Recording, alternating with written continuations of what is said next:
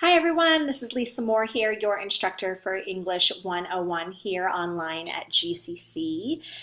Hey, welcome to week 6. You are halfway done with this class. That's amazing. It's flying by. So we have done modules 1 and module 2. You just turned in your evaluation essay, and I'd like to have those back to you within a week and a half or so. I'm actually still finishing a few of those comparison contrast essays. The first essay this semester is always just kind of a rough grade. And I spend a little bit more time getting to know you as a writer, and applying that rubric. So if you don't have a score for that, don't freak out. Of course, it is too late to turn it in if you missed it, but if you did turn it in and you don't have a score, you should have it any day now.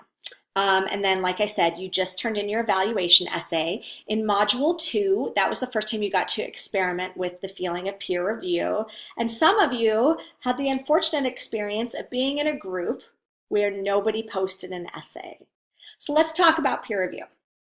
There are a few reasons why peer review is here. One is so that you can see how your classmates handled the same essay. Sometimes you may get into peer review and see what your classmates have written, and you may say, oh my gosh, I totally did this incorrectly, or oh my gosh, I see it better now, I understand. And then you have time to make those corrections and turn in a better essay for the final draft. That's honestly one of the things I like most about it. Another thing is it's nice for you to get feedback from another human being before I come through with the rubric. So peer review is a tool to help you be successful in this class. I do hope that when you're writing papers for this class, you're reading all of the sample essays that are available to you in the module, and you're reading the rubric first. We use the same rubric for every paper in this class. And I'm not going to lie, it's pretty particular, and there are lots of places where a student can lose points. For example, you're going to lose points just if you don't submit everything in MLA format as is required. If you don't edit for simple grammar errors or sentence fluency things. If you don't write the right type of essay.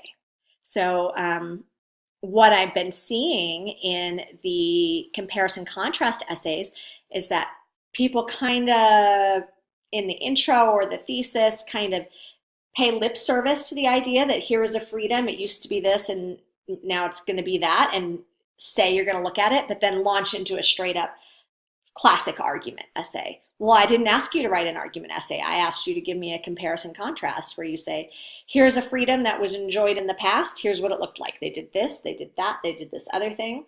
Here's today. Here's how we do this. Here's how we do that. Here's how we do the other thing. And it's a pretty straightforward structure. It could actually be just a 4-paragraph essay. But I'm kind of a stickler for organization. That's what freshman composition is about. So yeah, be paying attention to those things and read the rubric and read the sample essays. Although I'm guessing if you're one of the students in the class who watches these videos, you're probably also the student who reads these sample essays. Okay, so now we're moving into module 3, and I want you all to just take a deep breath. It's the most challenging essay of the semester. You may not like to hear me say that. Here's the fact of the matter. This essay requires a lot of critical thinking, a lot of analytical thinking, a lot of here's a dot, let me use my logic to connect these ideas and make an argument. So what you're doing in this essay is we're going to do what's called a rhetorical analysis of a humor piece. So at least if you're doing a challenging thing, you're doing some mental gymnastics, at least you're doing it on something funny.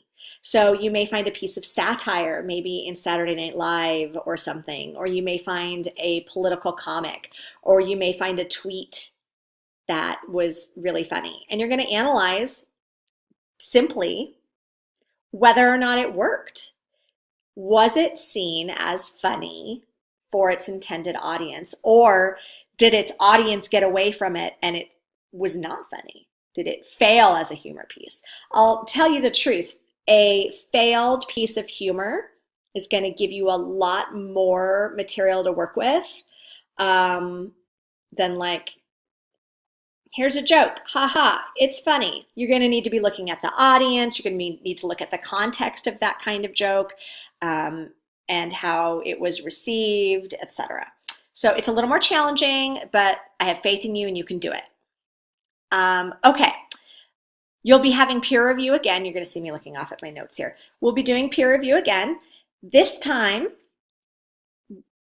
write your essay, write that rough draft, and make sure that you put it into peer review when peer review opens, not at the last minute. A couple of people submitted to peer review last night, like 10 p.m. on the night that the final draft was due. You're missing the point of what peer review is for. Like, that ship sailed. You weren't offering anybody any help if you were submitting at 10 p.m. at night and not replying to any of your classmates. So you don't get points for that. So to get those points, please submit early on.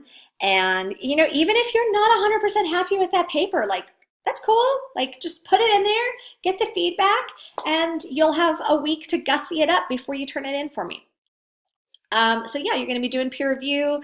You should still be working in Learn Smart Connect. Yeah, so take a look at what's coming up in this upcoming module. If you have any questions or issues, as always, shoot me a message in Canvas. I'm here to help. Some of you have gone radio silent and aren't turning things in, and I have a number of people in class whose grades are not stellar. I will not withdraw you from the class for having a bad grade unless you ask me to. If you're like, peace, I'm out, I can't do this anymore, let me know and I'll withdraw you from the class and it won't hurt you on your transcripts. You need to make sure that it won't hurt you on your peer review or your financial aid. Got peer review on the brain. But if you have gone missing and you've submitted nothing for around 10 days, so about a week and a half, I will remove you from the course. I will do it the nice way so that it doesn't hurt you on your transcripts, but when we're doing a class as fast as this, we've got to, you know, you can't be behind. So 10 days, 10 to 14 days worth of zeros, I'm going to withdraw you from the class. All right, friends, I will see you in Canvas. Keep up the good work and the good momentum. All right, bye.